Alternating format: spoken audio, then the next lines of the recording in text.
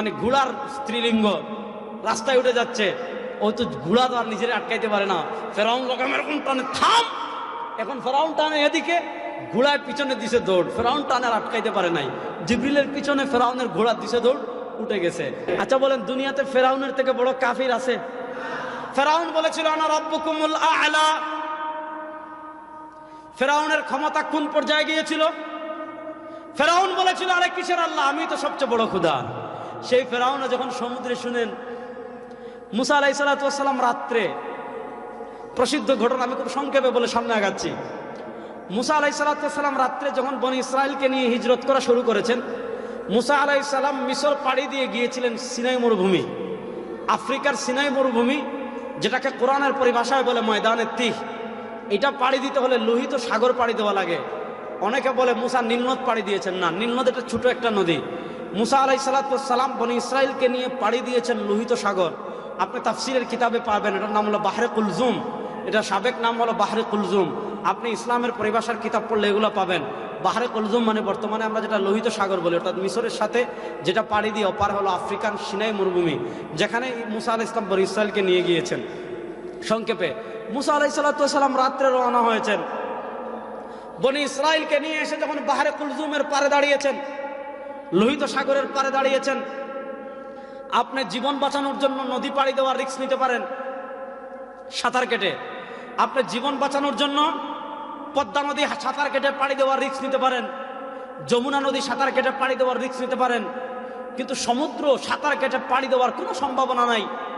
মুসা আলাইহিস সালাম যখন বনি ইসরাইলকে নিয়ে বাহরে কুলজুমের পারে এসে দাঁড়িয়েছেন, বনি ইসরাইল বলে ইন্না লামুগরাকুন, মুসা কেন আমাদেরকে ঘর থেকে বের করেছো? এখন তো এখানে ব্রিজ নাই, জাহাজ নাই, নৌকা নাই, ইন্না লামুগরাকুন। এখন যদি সমুদ্রে নামি তাহলে আমরা ডুবে মরে যাব, আর যদি সমুদ্রে না নামি ফেরাউনের বিশাল বাহিনী আমাদেরকে শেষ করে দিবে। বনি ইসরাইল বলে ইন্না লামুগরাকুন, মুসা আমরা ডুবে যাব।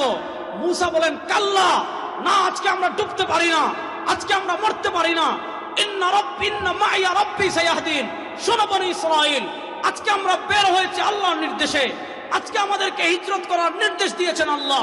ফেরাউনের ক্ষমতা, অস্ত্র, সৈন্য সব থাকতে পারে, আমার কিছু না থাকতে পারে। ইন্না মাইয়া রাব্বি, আমার সাথে একজন আছেন, তিনি কে?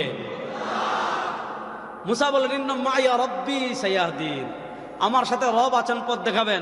আল্লাহ মুসারে বলেন মুসা লাঠি দিয়ে মারো। মুসা আলাইহিস সালাম সমুদ্রে এক আঘাত করেছেন, আল্লাহ বনি ইসরাইলের 12টা সম্প্রদায়ের জন্য 12টা রাস্তা তৈরি করে দিয়েছেন। তাফসিরের কিতাবে আছে বনি ইসরাইল তো পৃথিবীর সবচেয়ে খবিস, নিকৃষ্ট বাটপার একটা জাতি হলো ইহুদি। এদের মতো খারাপ, এদের খারাপই আল্লাহ কোরআনের পাতায় পাতায় বর্ণনা করেছেন। ওইদিকে আমি যাচ্ছি না। এরা যদি হঠাৎ দেখে রাস্তা এরা যাইতে না পারে, আল্লাহ তাআলা সুন্দর করে দুই পাশে কাচ দিয়েছেন যাতে পানি দেখে এরা ভয় না পায়। যাক, মুসা আলাইহিস সালাতু ওয়াস সালাম তার 12টা সম্প্রদায় নিয়ে পাড়ি দিয়ে ওপারে চলে গিয়েছেন। বস আসছে, বস বুঝছেন তো, ফেরাউন। শুনেন, দুনিয়াতে আপনি যতই বলেন যে নেতা, আপনি তো আমার মহান নেতা, আপনি আমার প্রিয় রাজনৈতিক অভিভাবক, এই বাংলাদেশের সৎ আদর্শ যোগ্য কোন নেতা থাকলে আপনি যতই নেতাকে নেতা বলেন, নেতা যদি চোর হয়, নেতা যদি ডাকাত হয়, দুনিয়ার কেউ যদি না জানে, অন্তত নেতা তো জানে যে আমি একটা চোর। জানে কি জানে না? এখন ফেরাউন যত বলুক যে আমি রব, আমি রব, আমি রব, সে যে একটা বাটপার, দুনিয়ার কেউ যদি না জানে, ফেরাউন জানে কি জানে না? আচ্ছা মনে করেন আপনি এই জায়গায় আজকে এখানে আছেন, এই যে আমরা এখানে মাহফিল করতেছি, মাটি খালি জায়গা, আপনি ওয়াজ শেষ করে গিয়েছেন খালি, ফজরের সময় যদি এখানে এসে দেখেন যে খুব সুন্দর একটা নদী হয়ে গেছে, সুন্দর মাছ নড়াচড়া করতেছে, কি সুন্দর স্রোত যাচ্ছে, পাথরে ভরা, আপনি যদি ফজরের সময় দেখেন ভয় পাবেন কি পাবেন না? ফেরাউন এসে দেখে কিরে রাস্তা করতে এলো রে, আর উঠবো না, কারণ সে বুঝছে যে এখানে তার খেলা শেষ, আল্লাহর খেলা শুরু। ফেরাউন বলে উঠবো না।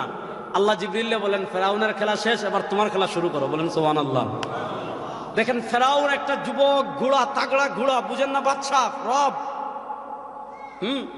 আপনার বনিস এই কিপ্তিদের রব ফেরাউন, মিশরের রব ফেরাউন, দামি বিশাল ঘোড়ায় রব বসে আছে। নদীর পাড়ে, কয় উঠবো না, সাগরের পাড়ে, কয় ব্রিজে উঠবো না। আল্লাহ তাআলা জিবরিলকে বলেন, জিবরিল তুমি খেলা শুরু করো। ফেরাউন তো ছিল ঘোড়ার উপর, জিবরিল আমিন মানুষের আকৃতি ধরে একটা ঘুড়ি নিয়ে ফেরাউনের ঘোড়ার পাশ দিয়ে গিয়ে রাস্তায় উঠে গিয়েছেন। এখন ফেরাউনের ঘোড়া যখনই দেখেছে একটা যুবতী ঘুড়ি, মানে ঘোড়ার স্ত্রীলিঙ্গ রাস্তায় উঠে যাচ্ছে, ও তো ঘোড়া তো আর নিজের আটকাইতে পারে না। ফেরাউন এরকম টানে, থাম। এখন ফেরাউন টানে এদিকে, ঘোড়ার পিছনে দিছে দৌড়। ফেরাউন টানে আর আটকাইতে পারে নাই, জিবরিলের পিছনে ফেরাউনের ঘোড়া দিছে দৌড়, উঠে গেছে। এখন বস যেহেতু উঠে গিয়েছে, সৈন্য সামন্ত তো কেউ বাকি নাই, সব সমুদ্রের 12টা রাস্তায় উঠেছে। সমুদ্রের মাঝে গেছে, রাস্তা নাই, গ্লাস নাই, সব পানিতে হাবুডুবু খাচ্ছে। দেখেন ফেরাউন রাস্তার আগে উঠার আগে বলেছে, আনা রব্বুকুমুল আলা, আমি বড় খোদা, আমি তোমাদের রব। কিন্তু যেই ফেরাউন যে মুহূর্তে সমুদ্রের পানিতে হাবুডুবু খাচ্ছে, তখন হেলিকপ্টার নাই, বিমান নাই, আপনার লাইফ জ্যাকেট নাই যে আপনি বাঁচবেন। ফেরাউন এখন সামনে থাকায় দেখে পানি, পিছনে থাকায় দেখে পানি, ডানে থাকায় দেখে পানি, বামে থাকায় দেখে পানি, যেই দিকে থাকায় ফেরাউন দেখে পানি। এখন দেখে আর তার খোদাইত্ব চলবে না, এবার ঘুরাইয়া বলতেছে, আমি ওই খোদার উপর ঈমান আনলাম, আল্লাযী আমানাত বিহি বানু ইসরাঈল, আল্লাযী আমানাত বিহি বানু ইসরাঈল। আমি ওই খোদার উপর ঈমান আনলাম যে খোদার উপর বনি ইসরাঈল ঈমান এনেছে। আল্লাহ দেখেন ব্যবসা তো ভালো না, ফেরাউন কালেমা পড়ে ফেলবে। জিবরিলে বলেন, সমুদ্রের পিওর 1 নম্বর খাঁটি কাদা তার মুখ দিয়ে ঢুকাও। এই 3টা ঘটনা আমি কেন বললাম? ফেরাউন যখন দেখেছে আর বাঁচানোওয়ালা কেউ নাই, সেও বলে, ওই ঘুরাইয়া বলতেছে, আমি ওই খোদার উপর ঈমান আনলাম যে খোদার উপর বনি ইসরাঈল ঈমান এনেছে। আল্লাহ কোরআনে কাফেরদের কথা বলেছেন, তারাও সমুদ্র বিপদে পড়লে আল্লাহকে ডাকে। আমি আমাদের দেশের নাস্তিকদের দিলাম যে তারাও যখন চূড়ান্ত বিপদে পড়ে, তারাও তখন আল্লাহকে ডাকে। তাহলে বলেন, বিপদে পড়লে আল্লাহকে ডাকলেই কেউ ইমানদার হয়ে যাবে না। এজন্য আজকে আমাদের সবচেয়ে কষ্টের জায়গা কোনটা? আজকে সবচেয়ে কষ্টের জায়গা আমরা ইমানই চিনি না। আজকে সবচেয়ে কষ্টের জায়গা কোনটা? আমরা ইমানই বুঝি না। নবী করিম সাল্লাল্লাহু আলাইহি ওয়াসাল্লাম আজকে 1400 বছর আগে বলেছেন। ইমাম বাইহাকী রাহিমাহুল্লাহ শুআবুল ঈমানে হাদিস এনেছেন। আপনি শুআবুল ঈমানের হাদিসটা বুঝলে আপনি বাস্তবতা বুঝতে পারবেন। আজ থেকে 1400 বছর আগে, 1436 বছর হয়ে যাচ্ছে, 1436 বছর নবী করিম সাল্লাল্লাহু আলাইহি ওয়াসাল্লাম দুনিয়া থেকে বিদায় নেওয়ার। আজকে শাবানের সম্ভবত 5 তারিখ, 6 তারিখ আর 7 তারিখ। রাসূলুল্লাহ সাল্লাল্লাহু আলাইহি ওয়াসাল্লাম বিদায় নিয়েছেন 11 হিজরিতে, আর আজকে 1447 হিজরির 7 শাবানে আমরা আছি। আজ থেকে কমসে কম 1436 বছর আগে নবী করিম সাল্লাল্লাহু আলাইহি ওয়াসাল্লাম বলে গিয়েছেন, ইউশিকু আন ইয়াতি আলা নাসি জামান। যুবকরা হাদিসটা কান খুলে শুনেন। আজ থেকে 1436 বছর আগে কমসে কম নবী করিম সাল্লাল্লাহু আলাইহি ওয়াসাল্লাম হাদিসে ভবিষ্যৎবাণী করে গিয়েছেন, ইউশিকু, আমার ভয় হচ্ছে, আন ইয়াতি আলা নাসি জামানুন, আমার উম্মার উপর এমন একটা জামানা আসবে, আমার উম্মার উপর এমন একটা সময় আসবে, আমার উম্মার উপর এমন একটা কাল আসবে, আমার উম্মার উপর এমন একটা যুগ আসবে, লাম ইয়াবকা মিনাল ইসলাম ইল্লা ইসমু ওয়া লাম ইয়াবকা মিনাল কুরআন ইল্লা রাসমু, মাসাজিদুহুম আমিরা ওয়া হিয়া খারাবুন আনিল হুদা ওয়া উলামাউহুম শাররু মান তাহতা আদিমিস সামা। নবী করিম সাল্লাল্লাহু আলাইহি ওয়াসাল্লাম 1400 বছর আগে বলেছেন, এই উম্মার উপর একটা প্রজন্ম এমন ভাবে তৈরি হবে, এই উম্মার এমন একটা শ্রেণী তৈরি হবে, এই উম্মার মধ্যে এমন একটা জামাত তৈরি হবে, লাম ইয়াবকা মিনাল ইসলাম ইল্লা ইসমুহু, তাদের ভিতর ইসলামটা শুধু থাকবে নামে, আর কিছু না। ওয়া লাম ইয়াবকা মিনাল কুরআন ইল্লা রাসমু, তাদের ঘরে ঘরে থাকবে কোরআন। কেন? কোরআন দিয়ে তাবিজ দিবে, কোরআন দিয়ে পানি পড়া দিবে, কোরআন দিয়ে খতম পড়বে, কোরআন ঘরে রাখবে যাতে জিন না ঢুকে, কোরআনের আয়াত গাড়িতে লিখে রাখবে যাতে গাড়ি অ্যাক্সিডেন্ট না হয়, গর্ভবতী নারীর পাশে কোরআন রাখবে যাতে সন্তান দুনিয়াতে সহজভাবে আসে। এগুলাকে আমি হারাম বলছি না। কোরআন দিয়ে তাবিজ লেখা জায়েজ আছে, কোরআন দিয়ে ঝাড়ফুঁক করা জায়েজ আছে, বরকত মনে করে কোরআন লেখা জায়েজ আছে, জিন তাড়ানোর জন্য কোরআনের আয়াত লেখা জায়েজ আছে।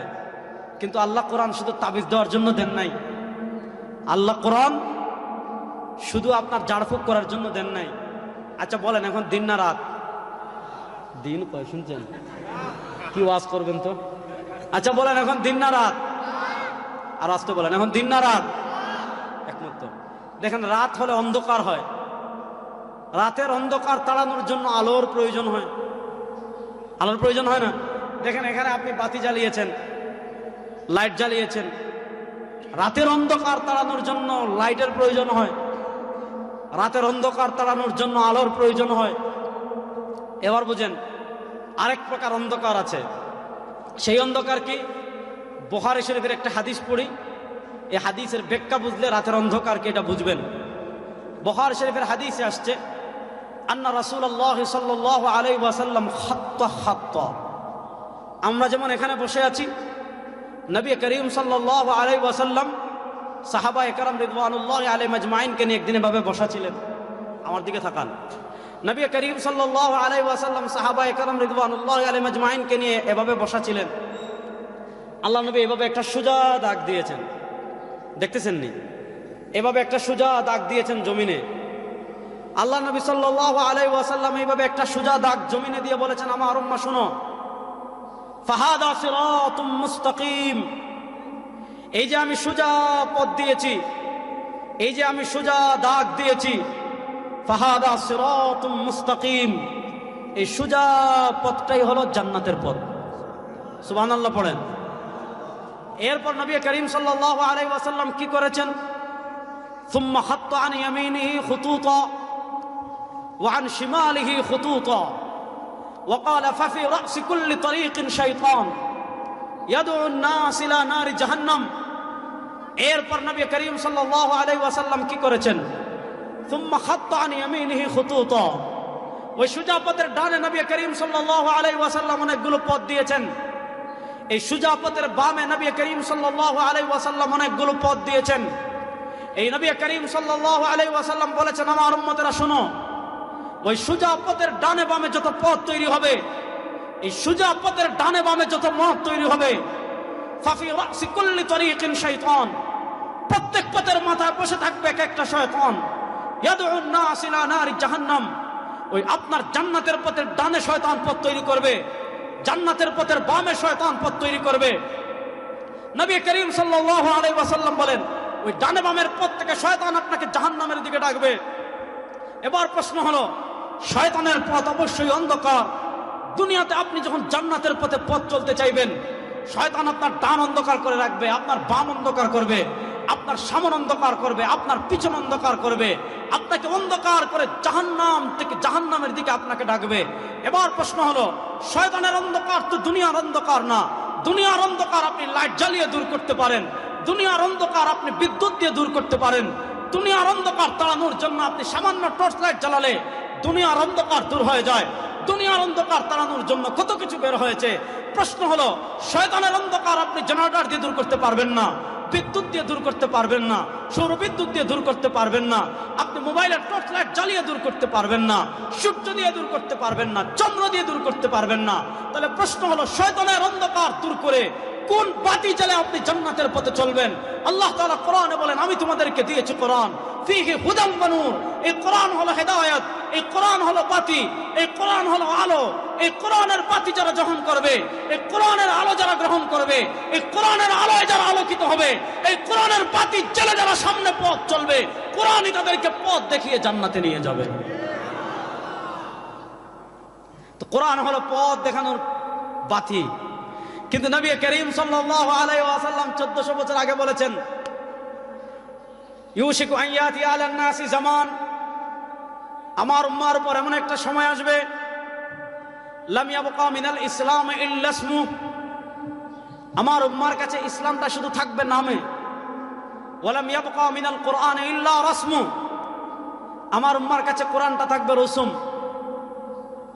মাসাজিদুহুম আমিরা, মসজিদের গম্বুজ হবে বিশাল, মসজিদের মিম্বর হবে বিশাল, মসজিদের স্থাপত্য হবে বিশাল, মসজিদের টাইলস হবে দামি, মসজিদের মেহরাব হবে দামি, মসজিদের সাউন্ড হবে দামি, মসজিদের আপনার অবকাঠামো হবে দামি, মসজিদের ফ্যান হবে দামি, মসজিদের লাইট হবে দামি। কিন্তু ওয়াহিয়া হারাবুন আনিল হুদা, আল্লাহ নবী ইসলামের যুগে মসজিদ ছিল খেজুর পাতা, কিন্তু মসজিদ থেকে হেদায়েতের বাতি সারা দুনিয়ায় ছড়িয়েছে। নবী করিম সাল্লাল্লাহু আলাইহি ওয়াসাল্লাম বলেছেন, এমন সময় আসবে, এমন কাল আসবে, এমন যুগ আসবে, মসজিদ হবে উঁচু উঁচু, কিন্তু মসজিদ হবে হেদায়েত শূন্য। আজকে আমাদের দেশে মসজিদের অভাব নাই। আজকে সারা দুনিয়ার মুসলিম কান্ট্রিগুলোতে মসজিদের অভাব নাই। আপনি ছোট মসজিদ পাবেন, বড় মসজিদ পাবেন, উঁচু মসজিদ পাবেন, কত মসজিদ পাবেন, কিন্তু আজকে আমাদের সমাজে হেদায়েত নাই। ইসলাম বিরোধী আকীদা ভরে গিয়েছে। আজকে ইসলামকে আমরা কতটুকু আজকে মানে সীমাবদ্ধ করে ফেলেছি। এই জিনিসটা বলে আমি আজকে আপনাদের থেকে বিদায় নেব। যেহেতু যুবকদের থেকে আমি বলছিলাম দুটো বিষয় নিয়ে কথা বলবো। একটা হলো জাতীয়তাবাদ। জাতীয়তাবাদ মানে এই যে তারা আমাদের দেশীয় পরিচয়টাকে বড় করে দিয়েছে। আমি এক নম্বর বলেছি, দেশীয় পরিচয় বড় পরিচয় না, আমাদের কাছে সবচেয়ে বড় পরিচয় হলো ইসলাম। বলেন আমাদের কাছে সবচেয়ে বড় পরিচয় হলো, বলেন আমাদের কাছে সবচেয়ে বড় পরিচয় হলো। এবার আমি 3-4 মিনিটে আরেকটা বিষয় বলে আপনাদের থেকে বিদায়। ভাই তোমার মনিটরে ডিস্টার্ব করছে, হ্যাঁ হয়তো বন্ধ করে দাও অথবা ঠিক করো। আরেকটা জিনিস এই শতাব্দীতে আমরা বলেছিলাম 1924 সাল থেকে নিয়ে 2024 সাল পর্যন্ত সিস্টেম ছিল একটা। 1924 সাল পর্যন্ত পৃথিবীতে মুসলমানদের একটা কেন্দ্রীয় শক্তি ছিল। সরওয়ারে দো আলম সাল্লাল্লাহু আলাইহি ওয়াসাল্লাম দুনিয়া থেকে বিদায় নেওয়ার পর 1924 সাল পর্যন্ত মুসলমানদের একটা কেন্দ্রীয় শক্তি ছিল, যে শক্তির নাম হলো খিলাফা। অর্থাৎ মুসলমান আলাদা আলাদা থাকবে। এটা ইসলাম সাপোর্ট করে না যে আপনি বাংলাদেশ নিয়ে আলাদা থাকবেন, এরা পাকিস্তান নিয়ে আলাদা থাকবে, এরা রাশিয়া নিয়ে আলাদা থাকবে, এরা উজবেকিস্তান নিয়ে আলাদা থাকবে, এরা আফগানিস্তান নিয়ে আলাদা থাকবে, এরা ইয়ামান নিয়ে আলাদা থাকবে। ইসলাম বলে খিলাফা, সব মুসলমান এক রাষ্ট্রের অন্তর্ভুক্ত হবে, এক খলিফা এটা পরিচালনা করবেন। হ্যাঁ, গভর্নর সিস্টেম হবে, এক এক এলাকা এক এক গভর্নর থাকবে, প্রাদেশিক শাসক থাকবে, সেটা ভিন্ন কথা। কিন্তু সারা মুসলিম রাষ্ট্রগুলোর খলিফা হবে একজন। ওই খলিফা সারা মুসলিম কান্ট্রি পরিচালনা করবেন। 1924 সাল পর্যন্ত আমাদের সর্বশেষ খেলাফত ছিল অটোমান খিলাফা, অটোমান সাম্রাজ্য, যেটাকে আরবিতে বলা হয় উসমানী খিলাফা। ওই উসমানী খিলাফার পতন হয়েছে 1924 সালে। 1924 সালের পর থেকে নিয়ে 2024 সাল পর্যন্ত দীর্ঘ 100 বছরের ইতিহাস। পৃথিবীতে মুসলমানদের 1400 বছরের ইতিহাস দেখেন। মুসলমান মক্কার কাফেরদের মোকাবেলা করেছে, হয়তো সাময়িক পরাজিত হয়েছে কিন্তু ঘুরে দাঁড়িয়েছে। আরবের সম্মিলিত বাহিনীর মোকাবেলা করেছে, সাময়িক পরাজিত হলেও মুসলমান ঘুরে দাঁড়িয়েছে। মুসলমান তাতারদের মোকাবেলা বুক পেতে মোকাবেলা করেছে। 1-2 যুদ্ধ পরাজিত হলেও ঘুরে দাঁড়াতে মুসলমান সময় নেয় নাই। মুসলমান কুশিদারদের মোকাবেলা করেছে, মঙ্গলদের মোকাবেলা করেছে, সারা দুনিয়ার সব পরাশক্তির মোকাবেলা করেছে, বাইজেন্টাইনদের মোকাবেলা করেছে, কিসরা কায়সারের মোকাবেলা করেছে, রোম পারস্যের মোকাবেলা করেছে। 1-2 যুদ্ধ পরাজিত হলেও মুসলমানরা বুক চিতে, মুসলমানরা বুক টান করে দাঁড়াতে 20-30 বছরের সময় নেয় নাই। মুসলমানরা মঙ্গলদের মোকাবেলা করেছে, তাতারদের মোকাবেলা করেছে। তাদের আগ্রাসন কত বিশাল ছিল। ওই সময়ের মানুষ মনে করতে এরা ইয়াজুজ মাজুজ, অর্থাৎ এদেরকে ঈসা আলাইহিস সালাম ছাড়া আর কেউ থামাতে পারবেন না। কিন্তু তারপরও মুসলমান ঘুরে দাঁড়িয়েছে।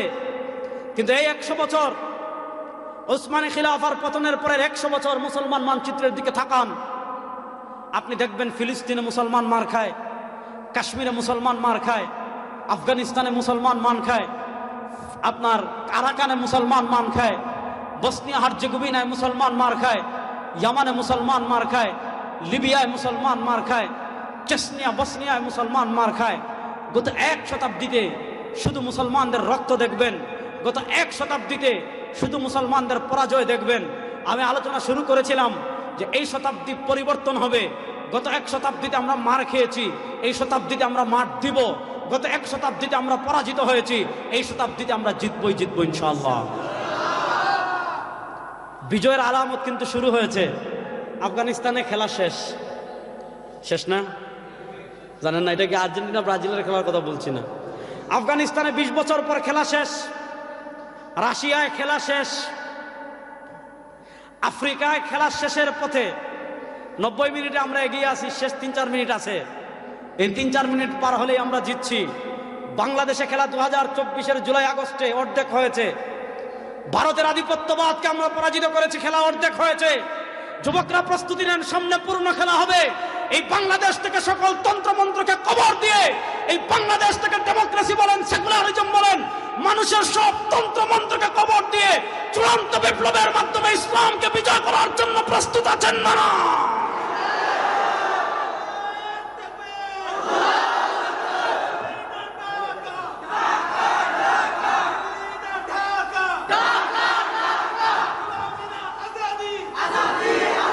ভালো করে শুনেন, এই শতাব্দীতে আমাদেরকে তারা শিখিয়েছে সেকুলারিজম। সেকুলারিজম মানে ধর্মনিরপেক্ষতা। আসেন আমি 3-4 মিনিট বলবো একটু।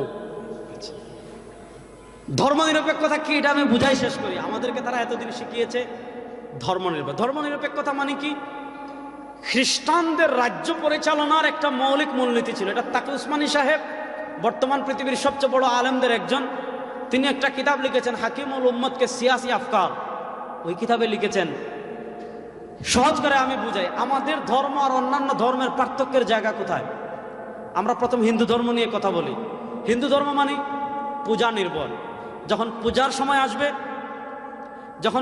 সময় আসবে আপনি পূজা করবেন, মূর্তি বানাবেন, প্রসাদ তৈরি করবেন, খাবেন, 3-4 দিন নাচ গান করবেন, এরপরে ট্রাকে মূর্তি তুলে নেচে নেচে গিয়ে বুড়িগঙ্গায় ফেলে আসবেন, আপনি হিন্দু। প্রশ্ন হলে তাহলে সে হাঁটবে কেমনে? তার ধর্ম মাথা কামায় না, যেভাবে মন চায় হাঁটেন। খাবে কেমনে? তার ধর্ম মাথা কামায় না, যেভাবে মন চায় খাও। ঘুমাবে কেমনে? তার ধর্ম মাথা কামায় না, যেভাবে মন চায় ঘুমাও। বাথরুমে যাবে কেমনে, বের হবে কেমনে? তার ধর্ম মাথা কামায় না, যেভাবে মন চায় ঢুকো, যেভাবে মন চায় বের হো। ব্যবসা বাণিজ্য করবে কেমনে? তার ধর্ম মাথা কামায় না, যেভাবে মন চায় করো। রাষ্ট্র চালাবে কেমনে? তার ধর্ম মাথা কামায় না, যেভাবে মন চায় রাষ্ট্র চালাও। সংসদ চালাবে কেমনে? তার ধর্ম মাথা কামায় না, যেভাবে মন চায় চালাও। হাইকোর্ট সুপ্রিম কোর্ট চালাবে কেমনে? তার ধর্ম মাথা কামায় না, যেভাবে মন চায় চালাও। অর্থনীতি চালাবে কেমনে? তার ধর্ম মাথা কামায় না, যেভাবে মন চায় চালাও। সংবিধান লিখবে কেমনে? তার ধর্ম মাথা কামায় না, যেভাবে মন চায় লেখো। এর বিপরীত ইসলাম। বুঝেন, আমি হাঁটবো কেমনে?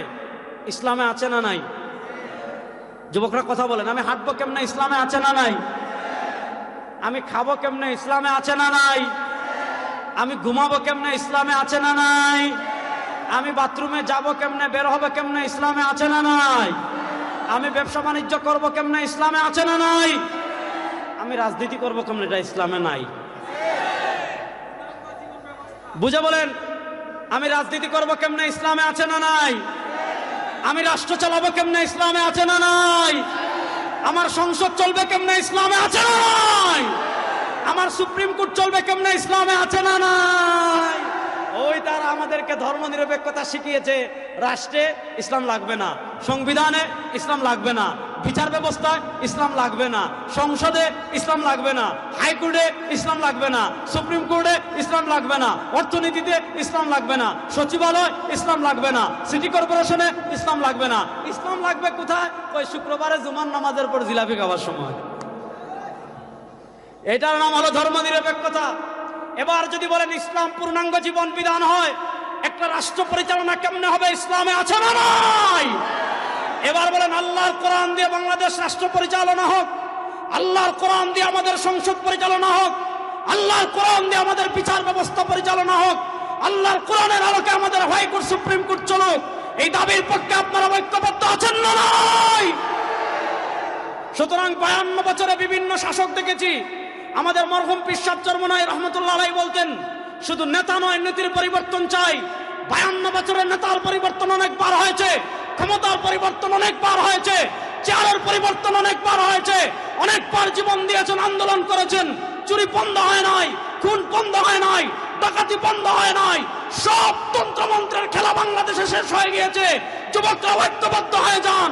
এবার আমরা বাংলাদেশকে কোরআনের বাংলাদেশ গড়বই গড়ব ইনশাআল্লাহ। আল্লাহ তাআলা কোরআনের বাংলাদেশ গড়ার পক্ষে মেহনত করার তৌফিক আমাদের সবাইকে দান করেন। আগে বলতেন হুজুরা আপনারা ঐক্যবদ্ধ হন, আগে বলতেন না এটা। এখন যদি সব ইসলামী রাজনীতিবিদ ঐক্যবদ্ধ হয়ে যান, সব ইসলামী দলগুলো এক প্ল্যাটফর্মে এসে আপনাদেরকে ডাক দেয়, একবার পরীক্ষা করেন সংসদে কোরআনের আলো জ্বালার। কারা কারা রেডি আছেন দেখি একটু হাত তুলি তো। আল্লাহ তাআলা ইসলামের পক্ষে মেহনত করার তৌফিক আমাদের সবাইকে দান করেন। আমিনটা কয় না রে। আল্লাহ তাআলা কোরআনের পক্ষে সংগ্রাম করার তৌফিক আমাদের সবাইকে দান করেন। আল্লাহ বাংলাদেশের রাষ্ট্র ক্ষমতা ইসলাম এবং কোরআনকে নেওয়ার মিছিলে শরীক হওয়ার তৌফিক আমাদের সবাইকে দান করেন। আপনাদের থেকে আজকের মতো বিদায় নিচ্ছি। আবার দেখা হবে, কথা হবে। আসসালামু আলাইকুম ওয়া রাহমাতুল্লাহি ওয়া বারাকাতুহু।